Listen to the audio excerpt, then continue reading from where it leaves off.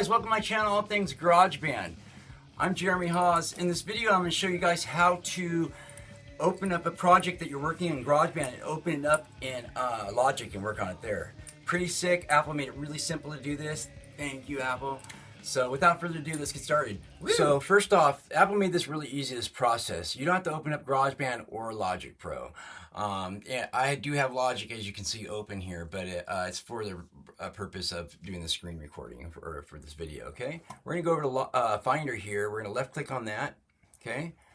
Then we're going to go to Downloads or wherever you saved your project for GarageBand that you want to transfer. Go find that in your Finder. And mine is down here in Downloads and under GarageBand songs here, okay?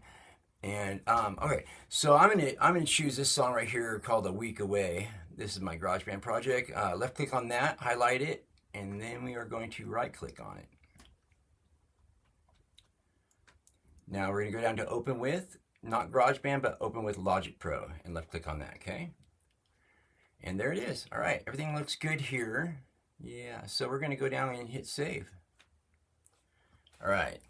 Depending on your computer, you know, the specs and how large this song is, this could take a little while, it could take a long time, but it should be pretty quick here. It wasn't too big of a project, so it'd be a little quicker than some of the larger projects, so the 40, 50 tracks like I have going on, some of them. Nuts. There it is, working great. It's there, and there you can see, a week away. Alright guys, hope you guys enjoyed that video. Hope you guys learned something from that. If you guys want to see more videos like this, anything to do with GarageBand, either on your Mac, your iPhone, or iPad, please check out my channel, All Things GarageBand.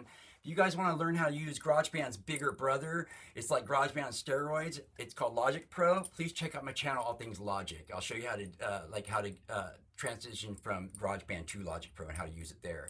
They're one in the same kind of program, it's just Logic Pro's got a lot more plugins and stuff like that, so and you can do a lot more with it. So I hope you guys enjoyed that. I'll see you guys on the flip side. Don't do anything I wouldn't do. Woo! See you guys.